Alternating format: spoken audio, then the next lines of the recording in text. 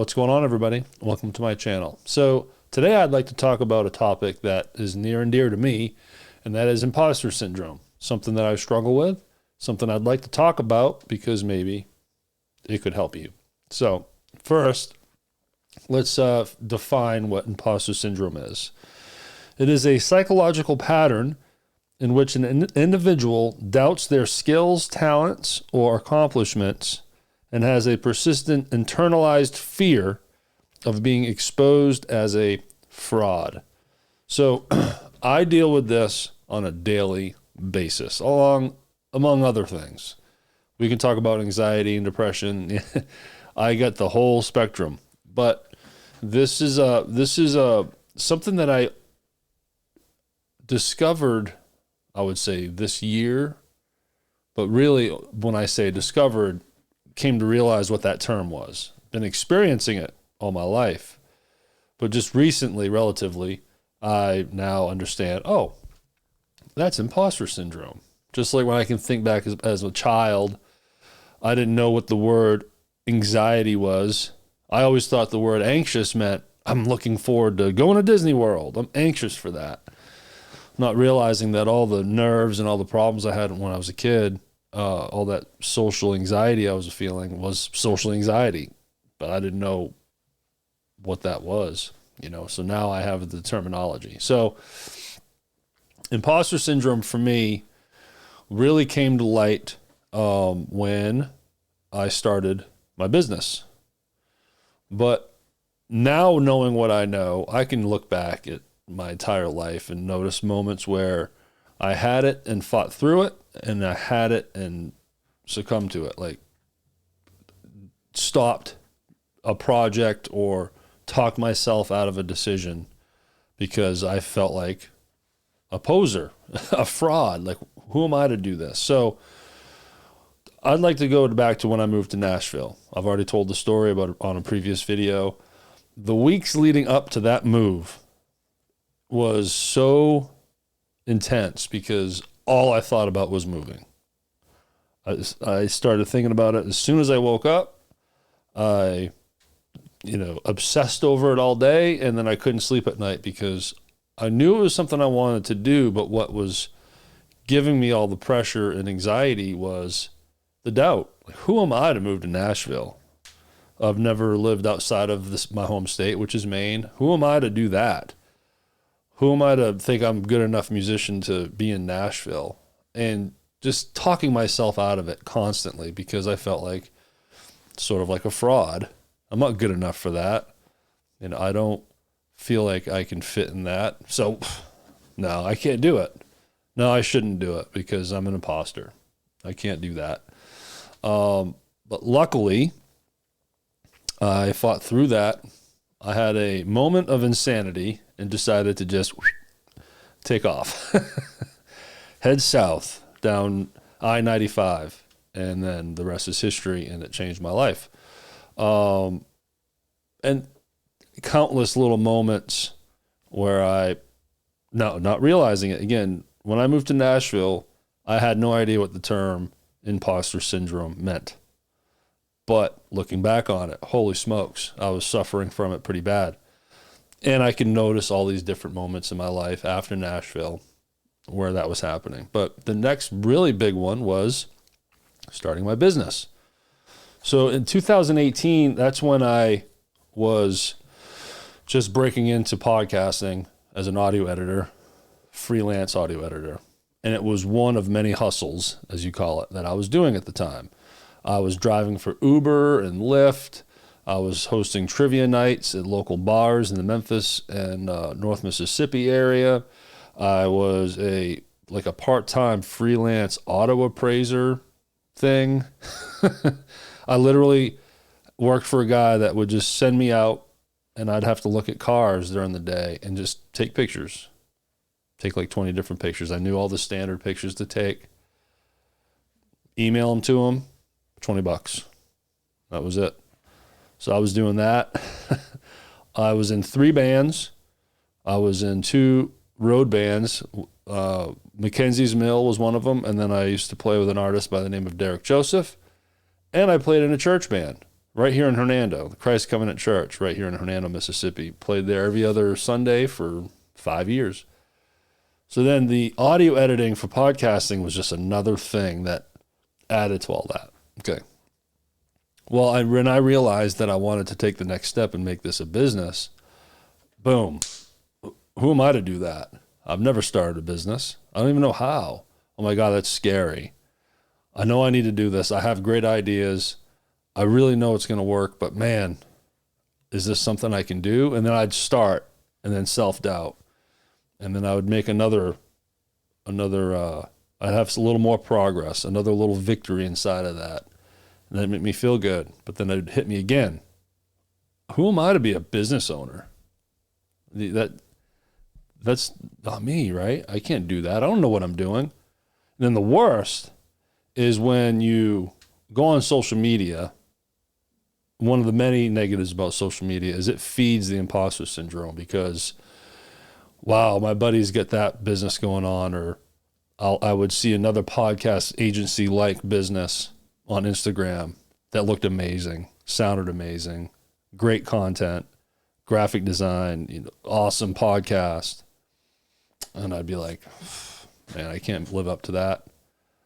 And would almost kind of want to give up. Never did. I never really got close when it came to Shelby Rowe Productions. I never came close to giving up because once I started, I was in. I was like, I'm in deep. Got to keep going. And what I kept doing was shaving off different jobs so I could focus more on my business. But it was freaky. I didn't know what I was doing, so that fear almost blocked all of it. But luckily, again, I persevered. One of the reasons why I can fight these things a little more now is because I'm sober. I don't drink anymore. When I was an alcoholic, let's be real, I quit in 2014. Man, I would give up on anything. I would have an idea. I'd start a project, have that self-doubt. See you later. Because I might go out and drink that weekend, be hung over on a Sunday, and just give up on any ideas that I might have. So when I quit drinking, that was really when I could start plowing through fear. And I didn't have the alcohol to, stoke the fire or dampen the fire and just prolong the hell I was living in. But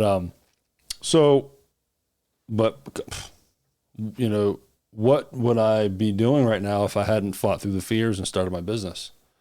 Because then it keeps connecting. All right, well, I was doing what I needed to do for the business, but then it was decided by me that, look, we need to step our game up and now be content creators.